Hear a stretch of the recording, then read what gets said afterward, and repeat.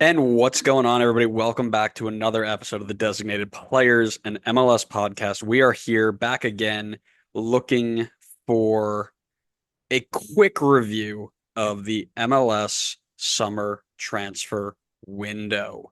We're going to be talking about ambition or lack thereof, some really big names linked late to this league, which we haven't seen the like of in years, maybe ever, depending on one Messi filled window. Other than that, there might be not much that you can compare the names that were linked to this year.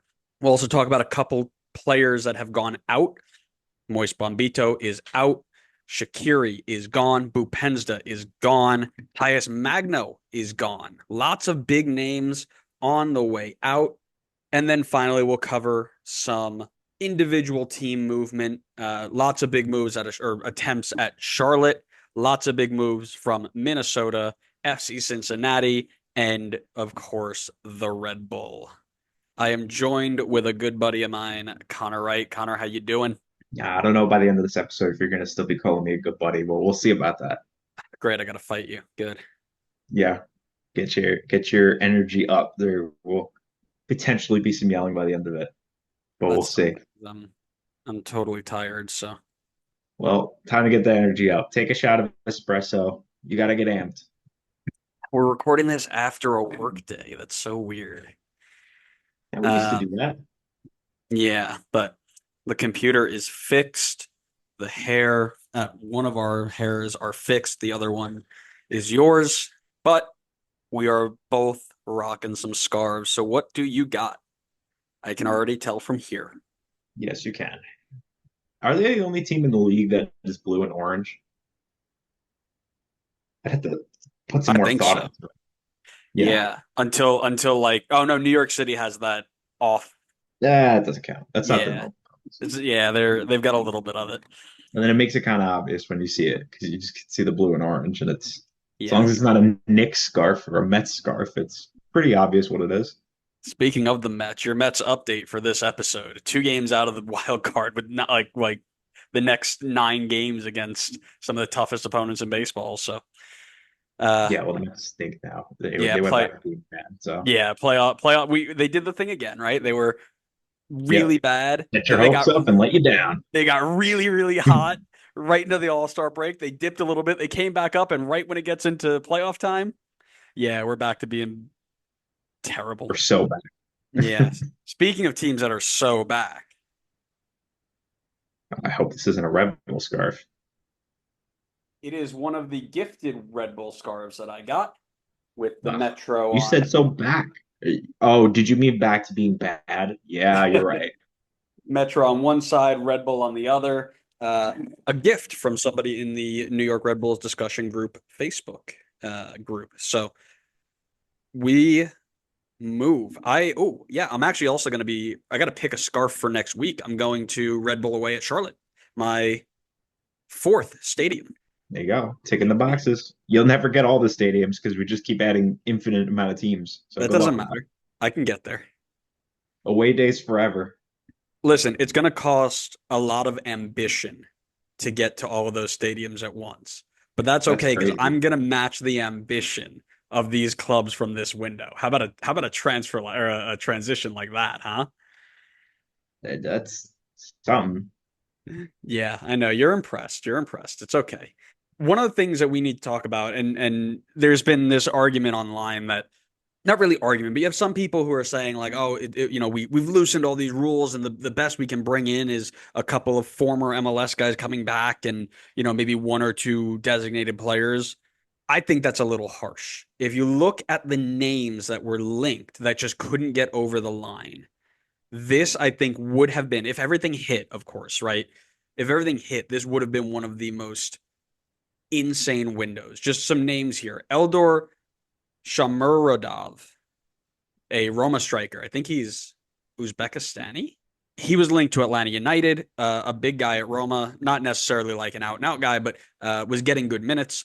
Calvin Stangs, Miguel Almiron, Giovanni Lo Celso, Jamie Vardy, Weston McKinney, Josh Sargent, German Berterame again, Antoine Griezmann, who we covered a little bit before, Jean-Philippe Gabaman. I mean, the names that were linked to this group and had serious traction were really, really impressive. What were your thoughts when you were starting to see this stuff pop out that it was, these people were even being entertained as options this summer? It's good moves from a league perspective because it's a lot of names where you're not going to see them linked with like the Premier League or like the Bundesliga, La Liga. Like they're very good players who've had stints in Europe, and some of them haven't worked out. Some of them have worked out, but maybe like a little bit lesser leagues compared to like the top five leagues. And so they're good names for us to go after and try to bring in. It's similar to, I believe, the moves that they made in the winter window for guys like Hugo Kuipers or Peter Musa, who I thought were great additions, even if they haven't really hit the ground running yet. I think those are the right type of moves to be making. I think I said that back when we were covering the winter window, going for these guys that are not retirement league level big names, but guys that are kind of more so in their prime or about to hit their prime and are doing well in Europe and maybe just aren't getting the opportunities that they should be getting. I think the league should capitalize on that and try to bring those guys in. And I think a lot of these names that were mentioned here kind of fit that bill. They're just guys who I think have shown flashes of being very successful in Europe, or maybe I shouldn't say very successful, but shown flashes of being successful in Europe, but just haven't found the right situation or haven't been given the right amount of time to be able to capitalize on that. And I think getting a move to MLS could be very good for them in terms of essentially guaranteeing that you're going to be getting minutes and being a one of the key players in the team. And so I think it was a good move for MLS to try to tempt people of that level to come here because I think that's the direction that we should be going for transfers. Yeah, listen, I agree with you. I think it is a really nice sign that they are being as ambitious as they are. These names, again, you're going to be linked to the Griezmanns and the Llorises and the Messis and and I mean Messi is obviously the outlier, but right, the retirement league guys, right?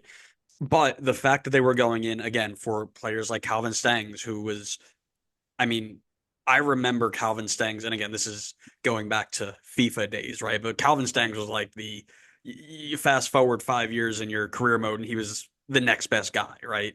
And he goes in and is injured, and his value drops a little bit. This is something they come in and try and pick him out. Now it turns out he, along with a couple other people in these sorts of moves, ended up failing his medical. So they decided to go away from him, especially Charlotte playing on turf and things like that. That makes a lot of sense, right? Even the likes of like New York Red Bulls, right? Team that is most notably known for the biggest signing they make in a year being a Red Bull 2 player, going out and being linked to a former Premier League player for another of the greatest clubs in the world, formerly of Everton, Jean-Philippe Gbamin. Now, this was another one that we kind of laughed at because Jean-Philippe Gbamin was on Everton's books for like 3 years, and I think he played like 3 games because he was consistently hurt. So the fact that he was coming in and they were asking to bring him in, and then it was like, oh, all the talks just suddenly shut off. There's no reason why. Everybody knew he failed his medical, right? But again, these names that I agree with you, these are the ones you have to get, not necessarily the Erling Haalands or the Mbappes of the world, but get somebody who plays at a high level, who's been bouncing around European leagues for a while. Go pay him good money, bring him over here to raise the level of your league.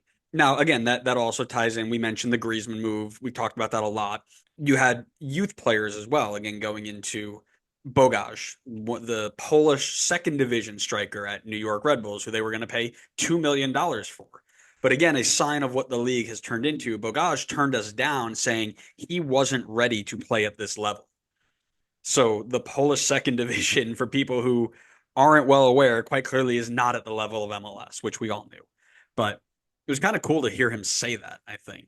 Where do you see transfers going? I guess to round off the failed move section. Like, do we continue down this path? Do we pivot to, there's a list of players here, mainly Weston McKennie, Josh Sargent, who are big U.S. men's national team players. Like, are those the type of people that we think are going to be starting to be targeted next? What's the next step here? Here's the thing, at the end of the day, we're still talking about failed moves. So the next step needs to be getting these moves across the line and finalizing them rather than just having rumors because it's great to be linked with them and it's a great direction of transfers that I think the league is headed towards.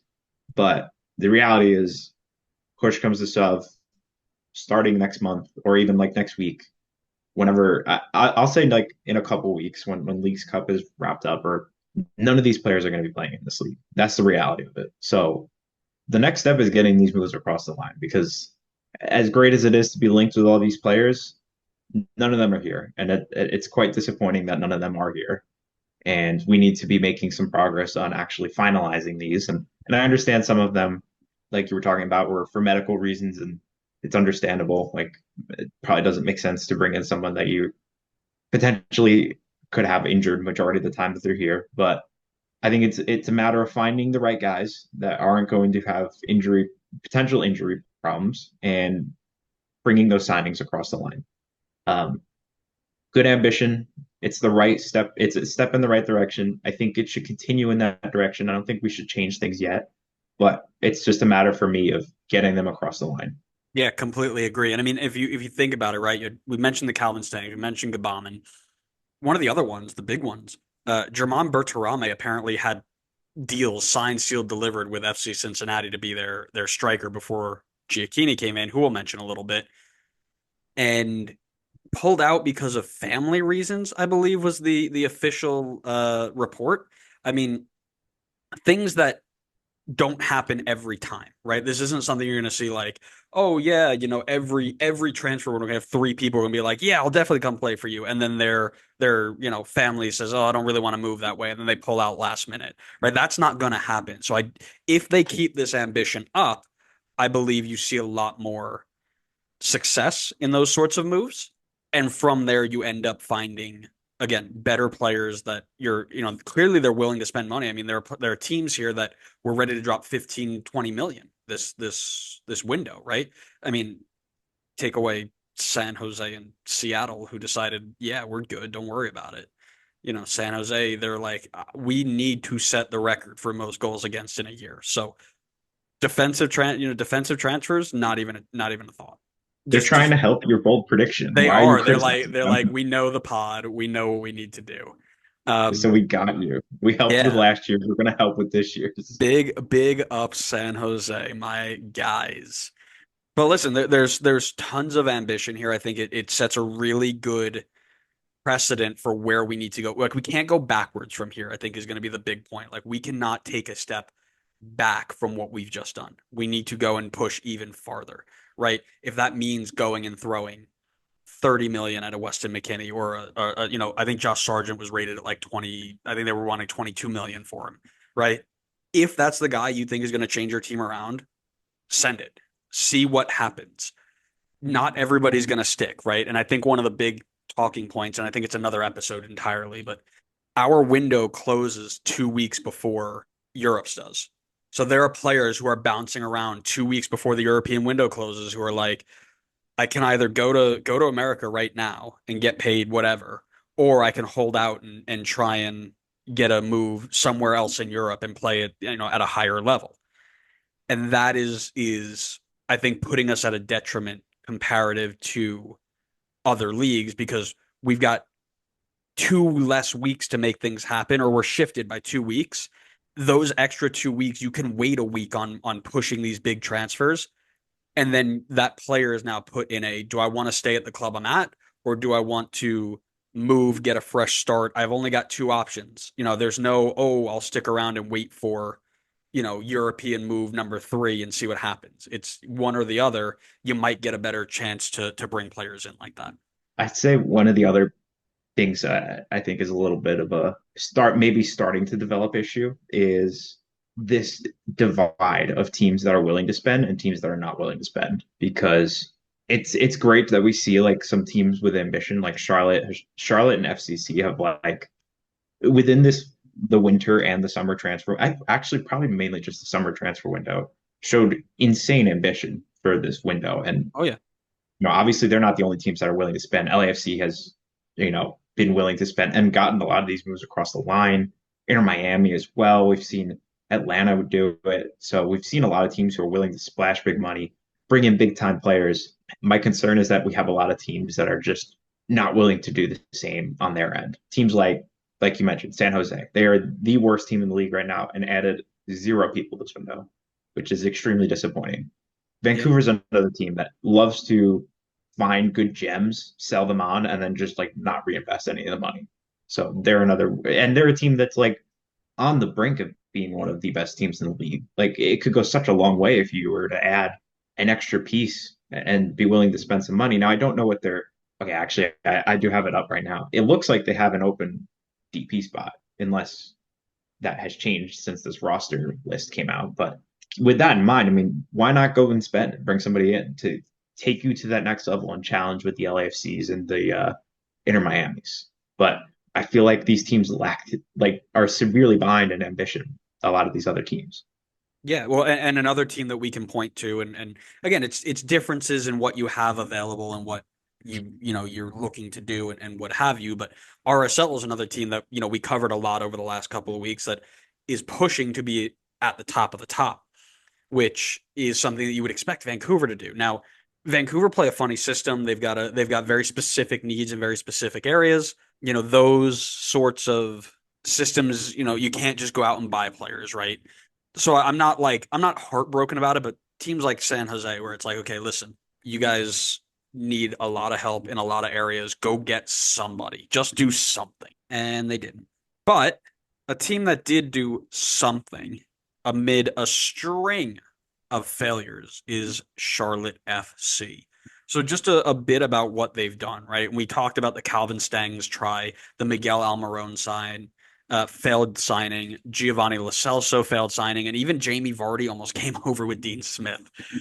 They ended up signing Pep Biel for their number 10 spot. They brought in Tim Ream, as we mentioned, and they are on pace to bring in Aydin Toklamadi, a 20-year-old Israeli center forward who, from what I remember, is a football manager king. You'll have to correct me there. I'm not so sure, but apparently he was super big in the potential ratings of football manager. Looking it up right now as we speak, Oh, seeing what he good. looks like in my We'll database because come I'm like 8 years in the future. we'll come back to that then. I Uh, could tell you Toklamati in my save, and again, it differs in every save for those who know Football Manager. Not that great. He no, he's had like 3 or 4 transfers. He's only commanded a total of 6.6 mil, and the best team he's played for is AZ, and he only played 5 times for them. Like although he played for Granada in La Liga, but he was mostly a sub. He only had 2 starts. So maybe he used to be big in potential, but doesn't look like he may be anymore. yeah, could be. I just want to talk about Charlotte's last day or 2 days of this transfer window because they went. I was at work, so I'll throw that out there. I was at work and I had notifications on, of course, and Tommy Scoops is out here dropping Calvin Stangs is about to fail, but don't worry, Miguel Almiron's on the book. Okay, Miguel Almiron says thanks, but no thanks. Charlotte scrambling for a 10, trying to get a whole bunch of other things across the line. And then this Pep Biel guy comes out and it's like, okay, Pep Biel coming over on loan from Olympiacos. He's been okay kind of throughout his years. He commanded, using your phrase, commanded 11 million euros in transfer fees over the last 4 years or so. Great, whatever, right? Then you go online and you go to the announcement of Pep Biel to Charlotte, and it is just full of I don't know where these fans came from, if they were, teams that were looking to sign him and he passed up to go to Charlotte, or if they were Olympiacos fans or whatever, that are just begging him not to go to Charlotte and come wherever they wanted to go. So, I mean, I had people going in like blue checkmark people's like massive failed transfer to Charlotte FC, big unknown injury puts this move off, like do not go to don't sign him. I mean, they were so upset, which again kind of raises the expectation a little bit.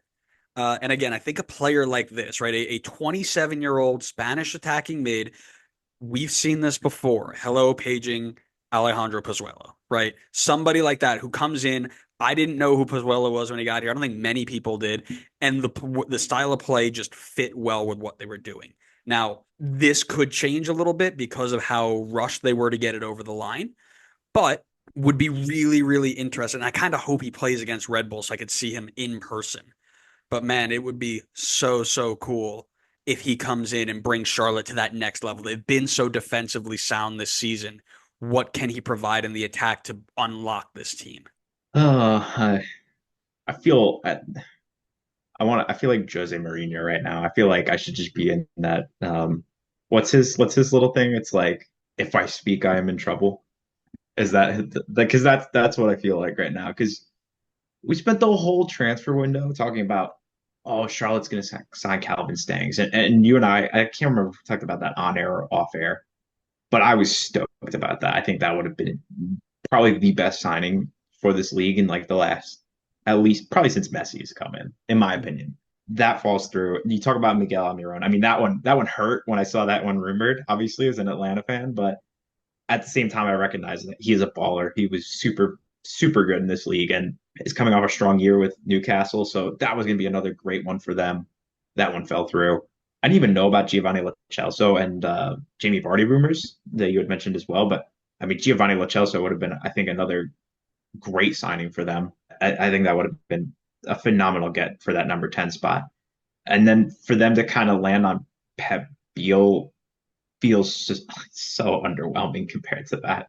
I don't want that to be a shot at Pep Biel because that's just kind of not fair to him. But I mean, to go from top talents in Europe, and I don't mean top like they're the best players in all of Europe, but like from an MLS standard, to go from top talents in Europe to a guy who couldn't get a single start for Augsburg feels a bit underwhelming. And you compared him to Pozuelo, but when I looked at Pozuelo before he came over to MLS, I mean, he was putting up double-digit goal contributions like 3 years in a row at in the Belgian league versus Beal, who's coming over with 11 games played in Augsburg, zero starts, less than 300 minutes, with the other half of the season being less than 600 minutes played at Olympiacos. So I'm not saying BL won't be successful in the league, but it just feels so underwhelming compared to what you were rumored with the entire window. Yeah, I mean, listen, I get it. Now here's the other thing, right? If a team tries to go for one player and fails, that's usually the end of it. If they try and go for, and I mean big name players, they try to go for two big name players and fail, that's usually definitely the end of it. Charlotte didn't let the failures get in the way of them getting a higher level player in the role that they needed. Now, how does Dean Smith turn this team into utilizing a player like that? I have no idea because they've set up differently over the season. I don't really remember them using a pure out and out 10. So it'd be interesting to see how he gets on in this group. Let me correct myself here. They've been using a mixture of Brant Bronico and Nikola Petkovic, both center defensive mids on transfer market, but as more like 6'8" players, just a little bit more advanced. So I'm not saying that they'll need to even change shape, right? You just slide him right in, Vargas and Tavares on other side of him. Swiderski leads the line, you're good to go, right? Interesting to see how that fits in for sure. Just because it's been such a different group, they've never had a player like that this season. It's always been somebody who's kind of been, in my opinion, forced into that role. So it'll be interesting to keep an eye on that. Yeah, no, I think it was definitely like they found the right position to look for and try to improve. And I do 100%. I do think they improved, especially if you're saying Brant Bronico was your other option at the number 10 spot. It's probably any other natural number 10 is going to be an improvement there. But and again, I don't think Beal is destined to be bad in MLS or that he won't be successful, but it just feels very disappointing when you see the level that they were aiming for and kind of what they ended up with. It feels like you were saying like it was a last ditch resort of like we just have to get somebody in at this point. Right. And again, this takes the whole point. Everybody's out here saying, "Oh, there's no consequences if you don't, you don't have relegation. Like, what happens if you don't sign it?" Well, here's the thing. They could have easily sat them like, "Oh, we missed out on it. We'll try again next year and see what happens." But they didn't. They had the ambition to go and push and sign for more advanced and higher level, again, is what I'm going to use, higher level players, which is a great sign, right? Another team that was in that same mix of trying to get higher level players, I was going to say Red Bull, but I can't even joke about that. New York Red Bull, we're just here talking about them because they missed out on moves, and Connor wants to make fun of me, but differences in players, right? You got Charlotte looking at Calvin Stangs, Miguel Almiron, Giovanni Lo Celso, Jamie Vardy, like big names who are going to make big difference. And here's Red Bull looking at a chronically injured center defensive mid and a Polish second division striker. Ambition lies in the eye of the beholder is how I've always been told. That's Red Bull's motto, isn't it? Yes, exactly. Um, listen, so Frankie and Maya went out. We were desperately thin on center mids. Gabaman, for whatever reason, was the first choice. Interesting. Not really sure about that one. Again, we've gone through the whole injured center defensive mid in Yuba Diarra, who came on loan from Salzburg, Leipzig, one of the two, and took up a DP spot and was injured the entire year. Instead, we go out and we hit on loan a designated player center mid from Gremio. Plays more in the defensive role from what it sounds like. And from what the reports are, is this guy is a perfect energy drink soccer player. He has an engine that never quits. He goes into challenges all the time. Uruguayan dude is ready to run through a wall, and I think that's what this team needs, because that's what Frankie Mai was. He was all over the place, winning tackles, picking it up, advancing the ball, going forward. Right? If he can fill that role and be super active and super disruptive, I think we have, when healthy, the talent around that to be successful. But we need to be healthy to do it. So be one to keep an eye on for sure. Your thoughts? Your thoughts? I feel like we kind of know what your team needs. I feel like for many years now, it's been the same thing of this team creates insane amount of chances and has nobody who can finish them. And it is a year after year problem. You have like it's like the Chelsea curse, but in MLS with when it comes to strikers. It's year after year you have strikers who cannot score. And quite frankly, I think you may have dodged a bullet on getting potentially another striker who could score, bringing in the Polish second division guy on 2 million, which is insane, by the way. But yeah, I mean Dante Van Zier. I mean, say what you want about his playmaking. I'm pretty sure he's pretty high up there in assists, but he can't like he's just not scoring goals. And it's the same problem you had with Klimala, same problem you had with Barlow, same problem you had. I don't even know when the last time, probably since BWP left. Yeah, that so we have a whole can't find. running list. It's very fun. Okay, so yeah, I mean, I think that's what your issue is. I mean, when Forsberg is healthy again and him and Morgan are creating chances again, I feel like you need someone who's going to score goals because I mean, I just don't think you can solely rely on those two to score all your goals for you. I think it worked out in the first half of the season. I just don't think it's a long-term solution there. I wasn't going to hit on the striker just yet. I was trying to go to the positive side of it, but yeah, listen, the disappointing part of it, and they've been quiet about it since it's happened, is this team has been saying they've been looking for another striker for the last 8 to 10 months. U22 doesn't, whatever level you wanted it to be, you've been looking for it, and in 10 months you couldn't get a single one across the line. And the only one that was even rumored outside of the Memphis Depay like millisecond rumor was a second division guy from Poland who was linked with Juve for 1.5 million, whatever. That's the only one that you had lined up. And this is why I went back and was kind of praising the Beal thing, was they had what looks to be just reported. I'm sure they had a lot more on the board. 4 different players for the number 10 role. Lo Celso, you can argue if he would have fit in there or not, whatever. And they hit on number 4. We have 10 months and we get one guy who says thanks but no thanks, and we end up with nothing. Like, where's the preparation? Where's the scouting and the recruiting for the, and that's the difference between somebody whose owner is only caring about them versus being the fifth ugly stepchild in a global conglomerate, right? It's really disappointing that way. It's one of the reasons why if Red Bull decided, hey, we're going to go move on another direction, if somebody else wants to buy it, all for it, because it's quite clear that there is not enough focus to make this team better than it already is. And no matter how much of the lip service they give you about, oh, we care and we want to make more than just the playoffs, we want to make deep runs and win trophies, that's great. Show me, prove it to me.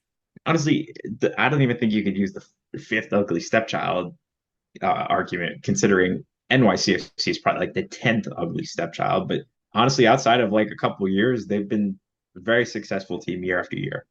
And clearly their management cares, like the parent club cares, and is willing to help with connections and bringing in exciting young players and bringing guys from the system on loan that'll make a good impact there. It's just clearly Red Bull just doesn't care. They just do not have a single care for New York Red Bulls. They care about RB Salzburg and they care about RB Leipzig, and that's pretty much it. The rest of But the teams can kind of like, oh, if we happen to have a good youth prospect that comes through, we'll just take him from you, and well, that's and about it. that's what I think, not to get too much off on a tangent here, but owner of Man City is there to break financial fair play and win trophies.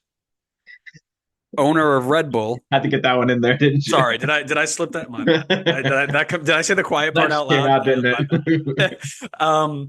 I don't disagree. Yeah, I know, because you're following right behind him, buddy. Mister, I'm I spending don't know what you're a talking billion about. and a half dollars to finish We're 12th. writing the financial fair play rules. Get at him. Yeah, no, sorry. Everton just got docked 10 points because we talked about it. That's true. You got Red Bull, who are like, all right, we took this team from the fifth division of Germany, worked them all the way up to the first division. We're playing against Bayern Munich, who win basically everything, but they're stupid enough to buy all of our players. So if we just have a couple of good players, we can sell it on to them and make money, right? So then we'll get those players from Salzburg. And where does Salzburg get their players from? From us. So as long as we have one or two people a year that go through the system and end up being able to be sold for something, we're doing the job.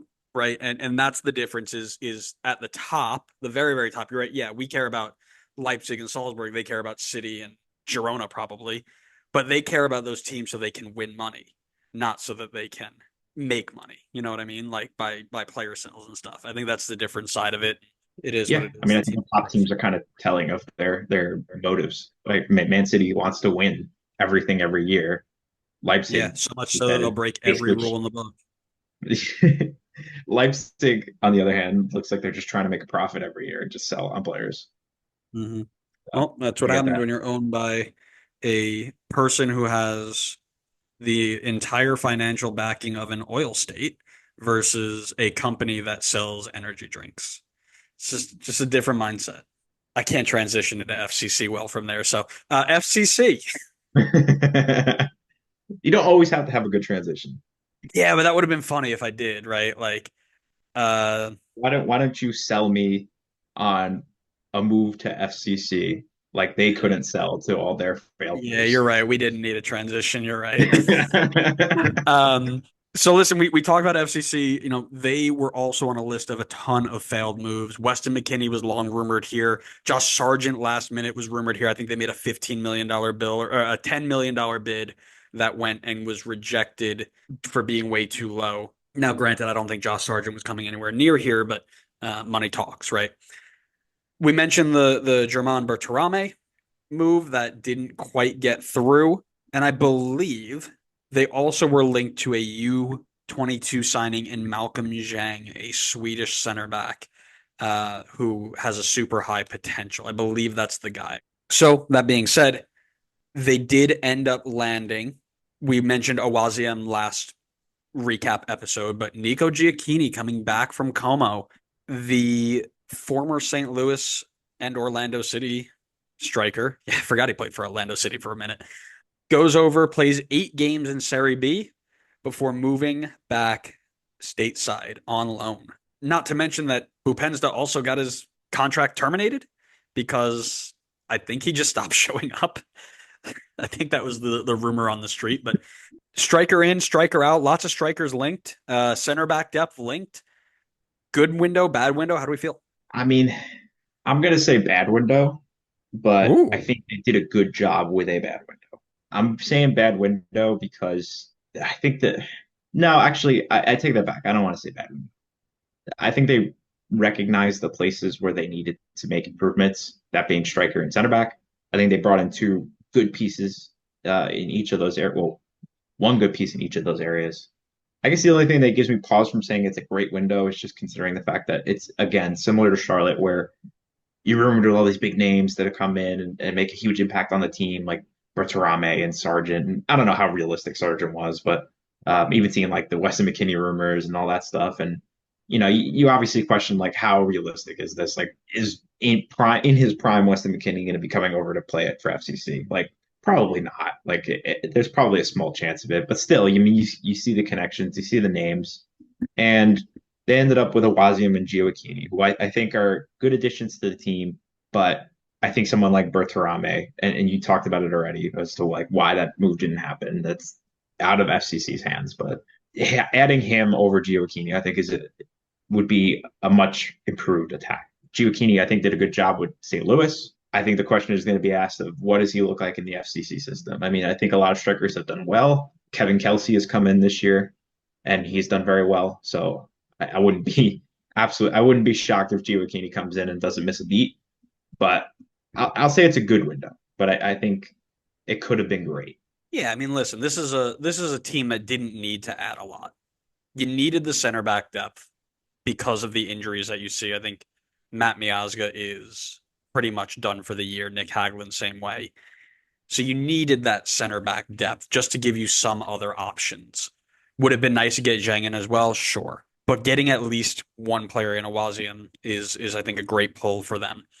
And then you look at the strikers, it's Kevin Kelsey, Corey Baird, Sergio Santos. You just had Bupens go, right?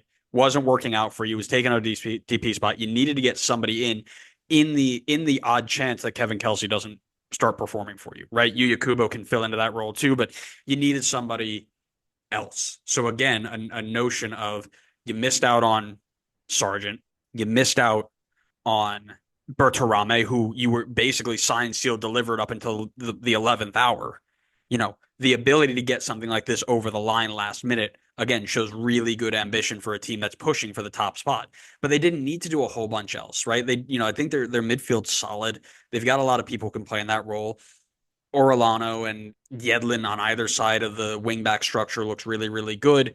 They've got depth in those roles as well. I mean, it's a setup that has them as they should be 5 points off of Supporter Shield right now against a Miami team that is now going to be very, very thin to the end of the year without Messi for what seems to be even longer than initially anticipated. So I think they did a really good job, like you mentioned, finding things that they needed to sort out and then filling the role that they needed in a short amount of time. And again, I compare this to a Red Bull team that had 10 months to find a striker and their only option was a Polish second division guy. And they were like, well, we tried.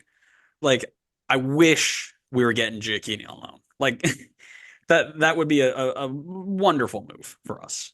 My concern for FCC is kind of like their form going forward. Like, feels like they're just scoring tons of goals and their defense is kind of falling apart a bit. And I think a lot of that is because of, as you said, there's injuries in the back and probably it'll take a little bit of time for guys to figure things out. But they're on three straight losses in the league before the Leagues Cup kicked off. And then in Leagues Cup, they played a couple of weaker Liga MX sides, and then against MLS sides, they won one and they lost one. They had I would say a good win against NYCFC 4-2, and then they lost 2-4 against Philly. So that's against MLS opponents, which is obviously who you're going to be playing against for the rest of the regular season and playoffs. They conceded 6 times in 2 games, and that's on top of the fact that they're on a 3-game losing streak in the league coming into the Leagues Cup. So they definitely needed to do something and kind of turn things around because I think they were heading in the wrong direction. I guess the jury's kind of still out on how much Awazium's going to be that difference maker in the back line because Leagues Cup, they were kind of hit or miss. They did well against the Liga MX teams defensively, but not against the MLS sides. But the attack seems to be firing off still. So I think only adding Gioacchini to that will be helpful, but it seems like maybe they still have some defensive issues that quite frankly, I don't know how you resolve those. I mean, listen, if there's any coach that can figure out a way to do that, I think Pat Noonan can do that. I think he's figured out a way to make this team play for him, and just got to give him time to do that. So, one team that didn't miss on any moves, according to what we were tracking down, is Minnesota United bringing in 6 different players this window. Kelvin Yeboah from Genoa, Jefferson Diaz, a center back from Millonarios, Samuel Shashua from Albacete Balompié, Matas Komet coming out of AS Trenson, Anthony Markinich, the right back from St. Louis, and finally designated player number 10, Joaquin Pereira from Club Atlético Tucumán. I mean, for a team that has been kind of just mid this year, they just looked at Eric Ramsey and said, here are your toys, go make it work, which is something that we, again, really, really good to see, bringing in a coach and saying, we're going to give you the tools to succeed if you can do it. And he's clearly shown that he can earn that trust and respect. And now he's got a lot of different options. Favorite move of the window for Minnesota? This was the segment that I was excited to talk to you about because I think we're on different wavelengths when we talk about Minnesota, but we can get to the overall summary later. I guess I'll go with Kelvin Yeboah for my favorite move. I think he's got probably the strongest resume potentially out of all of them, depending on kind of how you look at things. I know Pereira is kind of the new designated player signing, but Yeboah's got good European experience to bring over across Serie A. I think that's the Austrian Bundesliga.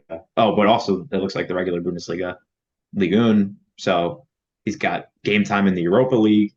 I want to see how that translates over. His goal scoring record kind of iffy. I mean, I don't know how many of these are starts when they're showing appearances, but he's got about maybe somewhere between 30 and 40 goals out of roughly somewhere over 100 appearances. So I think there's potential upside there with a guy that's had a lot of European experience versus a bunch of guys that I think have come in from like a lot less known leagues other than Pereira, who's coming from the Argentinian league. Listen, I am going to go with the Joaquin Pereira pick, as you mentioned, new designated player, a guy that they needed to replace Emmanuel Reynoso. And what I'm excited most about is, you've got Tani Oluwase, who is out here with 8 goals, 4 assists, and 17 appearances with, I mean, just bang average service, to be completely frank, right? I am so excited to see. Oh, St. John's boy. Pops will be happy about that. I am very excited to see what he can do with an actual number 10 behind him playing, setting him up properly. It'll be really, really excited to see how he gets on that way because I think Tani Oluwase is a just powder keg waiting to explode. Now you put the igniter onto the fuse, big boom incoming. So, no, big fan of the Pereira signing. And again, the ambition, we'll keep going back to it, to be on the bubble, 2 points clear of the drop, and saying, okay, here are your players to bring us up the table. And if you look right now at the table, they're in ninth at 33 points, 2 wins, and they're up in fifth with some help. They're not far off of being really in the mix of this thing. And now they've got the reinforcements to do it. Now it's going to be one of those things where, okay, you've got 100 new players coming in. How fast you can get them to gel and merge, right? We talked about that a lot, but I love this move for the enemies of the pod. This window is great for them. And at the very least, if it doesn't make them, top 5 this season, it sets them up for a great 2025. I mean, let me ask you this, I guess. How many of these guys do you think come in and are starters for this team? I think Jefferson Diaz is a good rotation piece at the back. And again, you got Michael Boxall who's going to hold it down. Bakra has been kind of rolling through there. Yeah, Victor Eriksson is gone. He had sub appearances. He wasn't really a starting piece, right? So it's been Tapias. It's been Boxall kind of holding down that role. Now your rotation piece is gone. I think that Jefferson Diaz slides in and is that rotation piece. Zarek Valentin playing right back majority of the time. I'm not saying Komet comes in and is an instant starter, but again, depth and rotation for a deeper run, hopefully, this season. Pereira, I think, comes in and starts. They find a way to fit him in no matter what. Kelvin Yeboah as a striker, but I think Yeah, he can play on either wing as well. I think they find a way to fit him in as well. So two starting pieces, a rotation piece, and actually Shashua has already played a little bit already for the side. So yeah, they're going to find ways to utilize all of them. Maybe not in direct starting roles, but they'll get in there. I mean, I just I've been looking in the background at a few of like the more underlying numbers, and I'm definitely more on board with Joaquin Pereira now that I've been kind of looking at it. He was top five in the Argentinian league last season in progressive passes and key passes. So I think that's definitely a good addition, considering that that's I think a hole that they've been lacking in the midfield. Pairing him with Robin Lod, I think, will be good in terms of getting more playmaking opportunities for guys like Flongwane and Oluwasi. I'm not sold on the rest of them, to be honest. I feel like they're just kind of depth additions or guys coming over from like I think Minnesota is like a lot of these signings outside of maybe Pereira is just kind of them looking for diamonds in the rough. Whereas you look at FCC and you look at Charlotte and they're trying to bring in like bigger, like way bigger names in the prime of their careers versus Minnesota, who's bringing in somebody from like the Spanish second division or like the Slovakian first division and just, I don't know, I guess trying to hope that they've found like a cheap diamond in the rough that'll pan out. That just kind of feels like that's the direction that Minnesota's been going. I mean, they've got Moses Nyman, they had a Kid Clark. Like it just feels like they're trying to find cheap pieces to add to the team and just cross their fingers and hope somebody pans out. I wish they would show a bit more like ambition to bring in a bigger name to add to this team because they have the space for it. Reynoso's gone now, right? And they haven't properly replaced it. Well, I guess now they have with Pereira, but outside of that, I feel like they still could have added more. I mean, you can had the roster up for a second ago. I Well, think there was somebody. while you do that, Okay. which big name star is willingly packing up their bags and moving to Minnesota in the United States to play in this league? And And let me rephrase that. Not this league, but play there in Minnesota. I mean, people were rumored to Cincinnati. That's Cincinnati, Ohio. That's not LA. That's not New York. It was Charlotte, North Carolina as well. Are Skyline they Chili. are they are they really that much like are we acting like Minnesota's like Siberia compared to these two? I, I'm not saying that. What I'm saying is the perception could be that, right? When you look at Minnesota, your first thought is, isn't that where the United States played and everybody got frostbite because it was so damn cold? Come on, you think the players playing over in Europe know anything about that? There's 0% chance they know about that. Listen. Everybody there knows ball. They're European. They have to. That's the whole point of why we bring Europeans in because they know ball and we don't. Don't shift your agenda point. I I pulled up the roster. So obviously the Reynoso spot was gone, and then they filled it with Pereira. Lillard is someone who is listed as can be bought down. They also had a U22 spot. I don't know if any of these signings filled that. I don't think so. So I don't know. I just feel I'm probably just being like too nitpicky, but I just like Diaz is on a struggling Colombian division team coming over. Like Komet's playing in the Slovakian division for like a mid-table Slovakian team, and then Shashua is coming over from like the Spanish second division, I think, maybe even third. Yaboa's got like very spotty game time in his time in Europe. I think Pereira might be the only one, in my opinion, that feels like a shoe-in to have some success here. I think the rest of them, you're kind of just hoping that you found that diamond in the rough. Listen, I don't necessarily disagree with you, and I don't want to go on forever about this because we do have a couple things we need to close up here on. But it's for a team that is, I think again, going back to the main type, the main theme of this is ambition. For a team that is on the bubble that could either go out and make a bunch of signings that either prep them for next year or get ready to go, versus just sitting on and saying, okay, well, we're close, and that thrill in and of itself is going to make people want to show up and be a part of it, and we'll just make money that way. I think it's a good sign that they are going out and making those moves. So whether they hit or not, I feel like there is this idea that everybody expects a player that is going to come in and just be one of the most recognizable faces in the world, right? That doesn't happen here. You're not going to get these big signings where like, oh yeah, I've heard his name in transfer talks or on whatever, right? You have to find those diamonds more often than not. So, I don't know. I mean, I think the league has kind of strayed away from that lately. I mean, I think not I'm the not saying last it's couple every I'm not windows. saying it's every I'm not saying it's every move, but I'm saying like eventually like you can't just constantly go out and be like, "Oh yeah, like I'm going to get this guy and this guy and this guy and this guy," because you're going to miss out on most of them. So you have to be able to back it up with players who are up and coming. Right? Kelvin Yeboah played at Genoa in Serie A, a top 5 league. I think they were in league. Yeah, they were in Serie A, right? I mean, the first year he played there, they got relegated, and then he played in Serie B. Okay, that's what I was trying to figure out.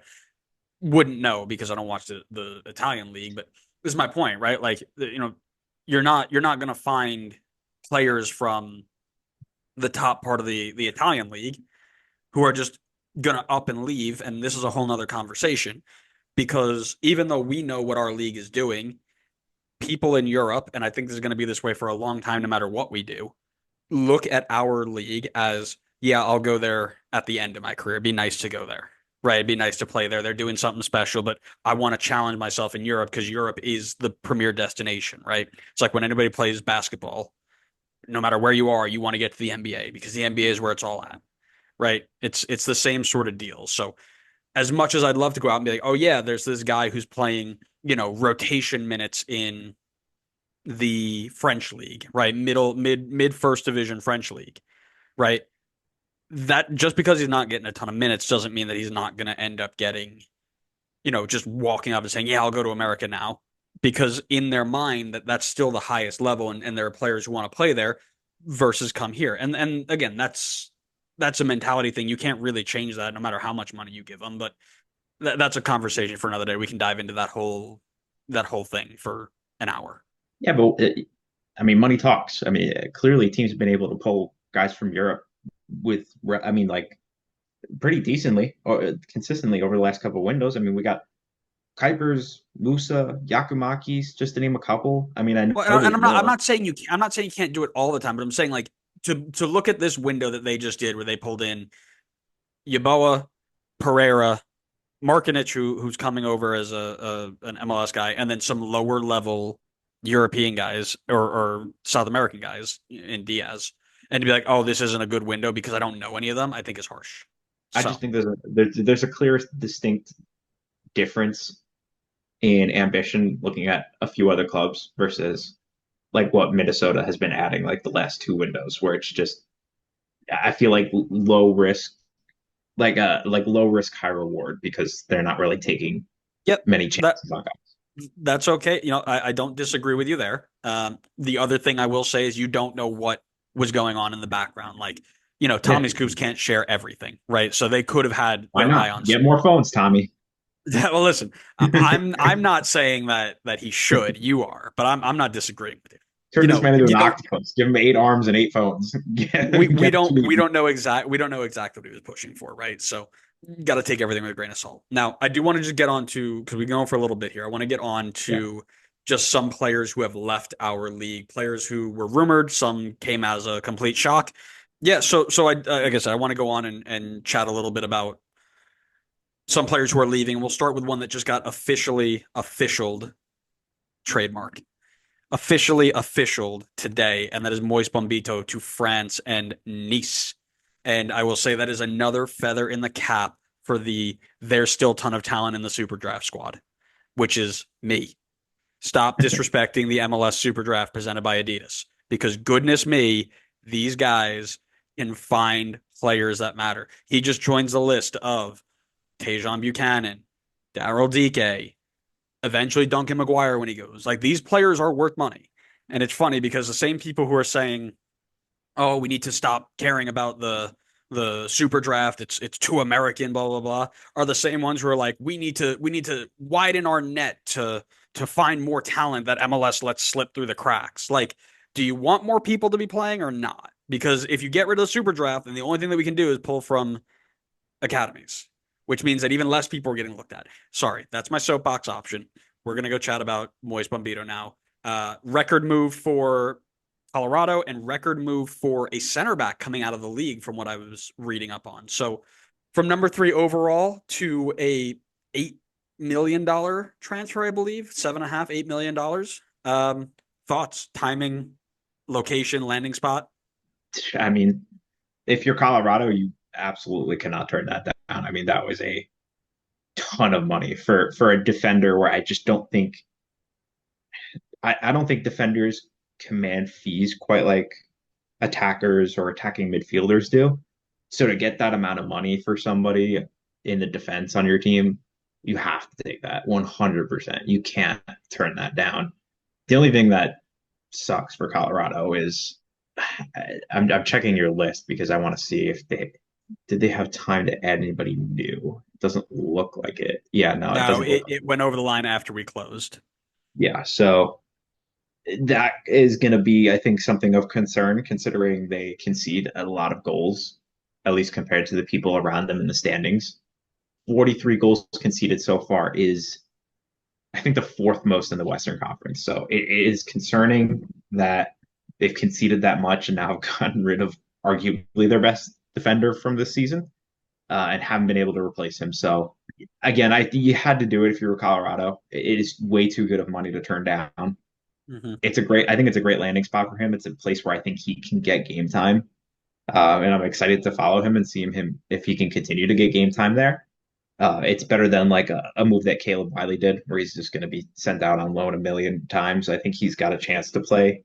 So I think it's a good move.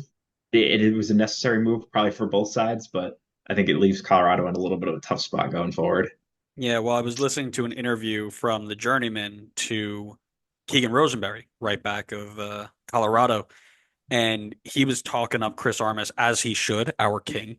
He was talking him up through the roof about how good of a man manager he's been with some of these moves going on, where one guy goes and they knew this was kind of coming, but and they agreed they had to let it happen.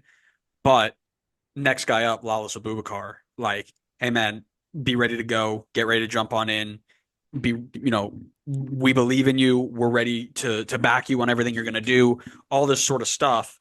That is what is going to keep this team together until they can find somebody else to come in. A lot of unproven depth behind them. They've got 3 or 4 guys. One's hurt. Abubakar Keita just got waived. Nate Jones, super young, not super experienced. Michael Edwards kind of filling in the role right now as like a substitute guy. Players are going to need to step up, and I agree with you that you're going to be looking at some of these players. What does that mean, and are they ready to do it? But like you said, you don't really have a choice. So now you trust your coach, you trust your coaching staff, you trust your players to say, step up, be ready to do a job. Plain and simple. I am thrilled for the move for him personally. I think it's a great win for Canadian men's soccer too to get players at that higher level. It's a big win just overall. It raises the level of players from that federation and shines a better light on the league as well as in terms of developing talent. One that I think may not necessarily shine as bright of a light. Actually, there are 2 of them here that may not. We'll do a sandwich. We'll do really bright shining, 2 not so good, and then another bright one. We'll start with the big one. Xherdan Shaqiri, the Chicago Fire designated player, agreed to a mutual termination with the Fire to leave and ended up signing with Basel back in Switzerland. I mean, you really can't fault the move, but it does leave one question and one question only. Where does he fit on the top 10 worst designated players of all time list? Who do you bump out to fit him on there? Because he's there. He's 100% there. Honestly, I don't know if I'd put him 100% there. I'll be honest. Wow. I don't know Wow. if I Hot put him take. there.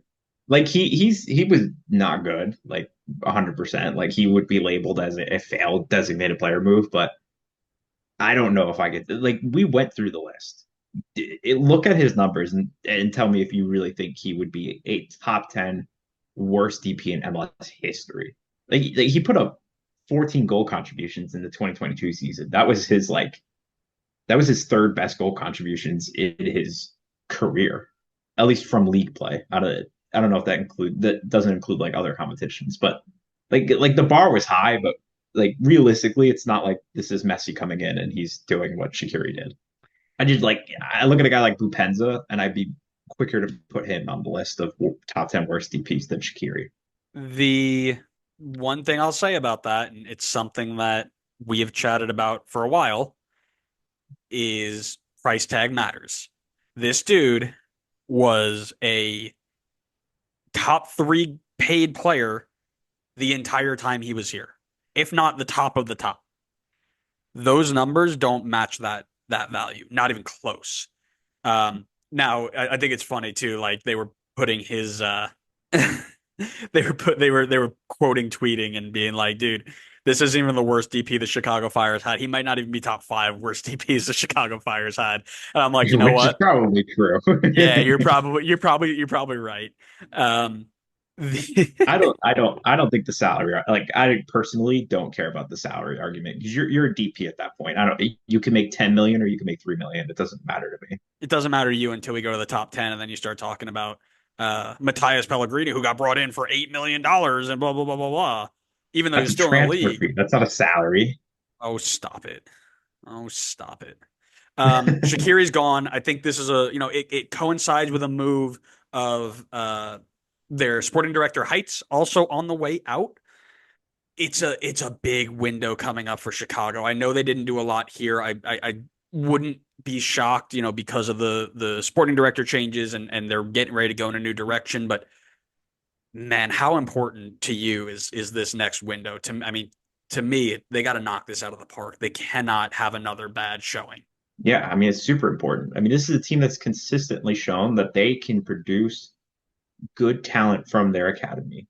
If you could do that and add the right pieces and be ambitious, you could be easily one of the best teams in this league and consistently one of the best teams in this league. I mean, they've produced Gaga Slanina, Chris Brady, Brian Gutierrez. Like they've shown they clearly have a good like youth product in place, but they just swing and miss almost every single time on designated players. And we've gone through the designated. They have one of the longest designated players lists, so it's not for lack of trying. They are trying, but they at some point you almost have to question: Are they trying to fail every single time? Because I don't know how you can consistently miss on so many DPs. And Shaqiri just gets added to that list now. But if you free up his spot, Gaston Jimenez technically is in a DP spot, I believe, but he can be bought down. That's if he's even here next year. I don't even. He could be gone already for all I know. Haven't followed Chicago. That just leaves Hugo Kuipers as your only DP. So real big opportunity there to add two more DPs to that list. Stack that up with the good amount of like young guys coming through the academy, and we could be looking at like it could literally take one window, and all of a sudden Chicago can look like a completely new team. So that's kind of the benefit of the closed system financial restrictions is that you can look as bad as Chicago looks right now, but you could turn it around in one window. Yeah, yeah, and that's what I'm they need to. I mean, one playoff appearance in 14 years, something like that. It's not good enough. That's It's pretty just bad.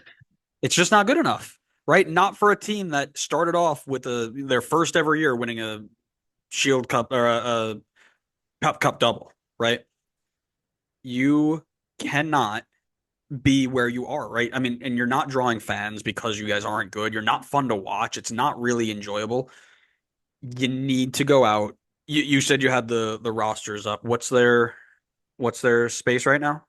Well, Shakiri's gone, so you Yeah. got Hugo Kuipers at DP, Gaston Jimenez, but he can be bought down, Yep. and then you've got Guti, Kutsias, and Federico. I don't know if he's Navarro or Navajo. No, he's Navarro. Yeah, he's Navarro. Okay, Um, and the U22 spots. well, and here's the thing: if you go two DPs and four U22s with the extra money, which I think they should, right? Use the extra money, buy down Jimenez, get yourself a DP and a U22 that is going to contribute right away, and get yourself in the damn playoffs, man. You can't keep going around being punching bags at the bottom and hoping to sneak in. You have to get in, and you I mean, have the space to I, do it. I feel like in fairness, they've tried. They just, I don't know, maybe they're not doing enough due diligence on the guys that Well, they're and looking to and bring in. You're right, and that's why I think Height's leaving and whoever comes in next has to get this right. Otherwise, big red flags. Yeah, Good. then maybe you're looking at something that's even a bigger issue than just you have a bad front office. Yeah, yeah. So, we've talked about a quote unquote bad egg leaving in Shaqiri, a quote unquote bad egg leaving in Bupensta. Somebody who I don't think was necessarily a bad egg, but fell into the poor graces of Nick Cushing in New York City. Tyus Magno on his way out back to Brazil on loan with a purchase option, I think in the eight-figure range. Very, very weird move here. He had, I mean, a great first season he was here. Then he got used as a number nine, really didn't pan out. Then he goes back to playing on the wing, starts producing a little bit, falls out of favor in the team of a billion wingers for no reason of his, to my understanding, no reason outside of just wasn't really a big fan, Nick Cushing.